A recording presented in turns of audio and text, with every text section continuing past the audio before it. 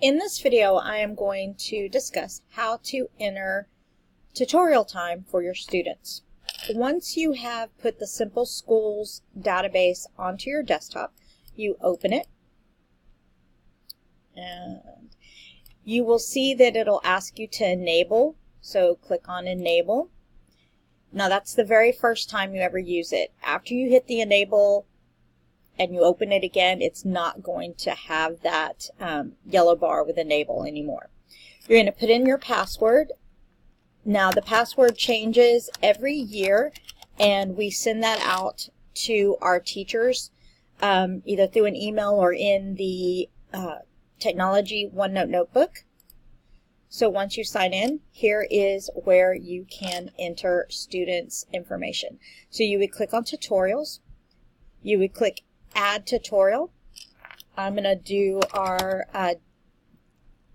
fake student 001.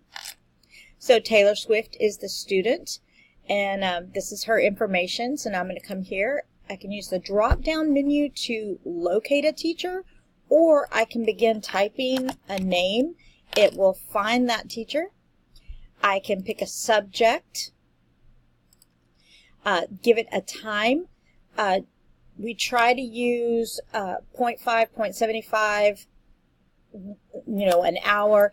You cannot enter anything more than 3 hours. So then you click on Add Tutorial Record, and that is how you add records.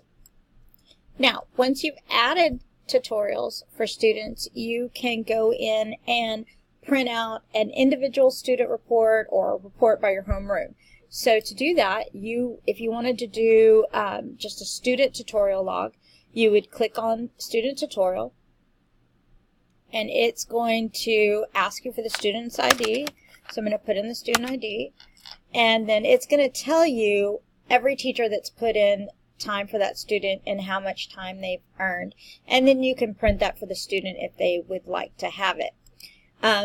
The next thing you could do is if you want to know how many hours a student owes, you can click on Individual Student, put in the student ID, and then it's going to bring up how many hours they owe in each class.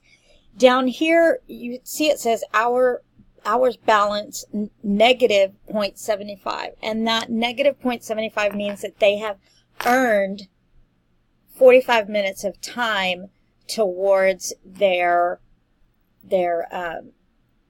makeup hours. So if they had hours up here, if they owed anything, say they owed an hour of time, then this down here would be 0.15. So that's how you read those.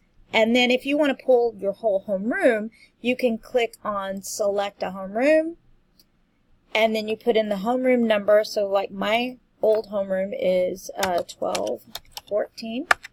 So it would pull it. It would give each of the students, and you can see what they owe. So they'll be highlighted, and you can see that and be able to talk to your students about the time that they currently owe for. And that is what we use SimpleSchool for.